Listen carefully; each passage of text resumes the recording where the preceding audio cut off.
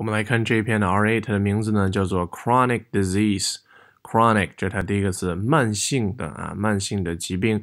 那么如果你考过 NATI 的话呢 ，NATI 当中其实出现过类似的像是哮喘什么糖尿病都是在这个范畴当中的。所以我们先来看第一句 ，If you have a chronic disease such as heart disease, diabetes, asthma, or back or joint pain。我们先读到这里好了，因为它这是一个意群了。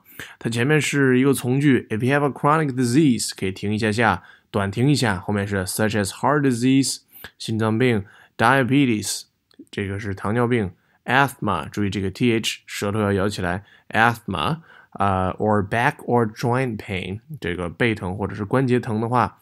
后面呢 ，exercise can have important health benefits。所以这里面没有什么太难的单词情况下，大家一定要注意它的重音。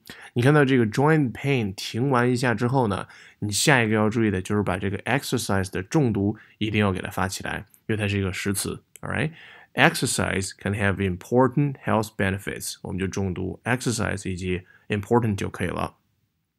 再来看后半段 ，However, it is important to talk to your doctor。Before starting an exercise routine， 好，也是你能听到一个断句before 之前断一下，这是我们按照意群的。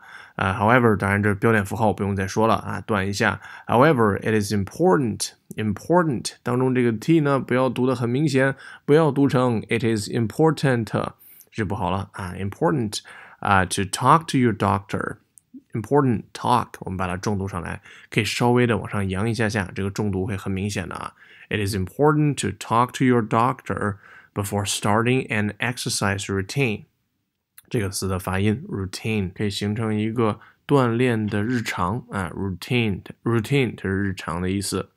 再接下来 ，he or she might have advice on what exercise are safe and any precautions you might need to take while exercising。这句话相对较长，也是要先来注意它的停顿。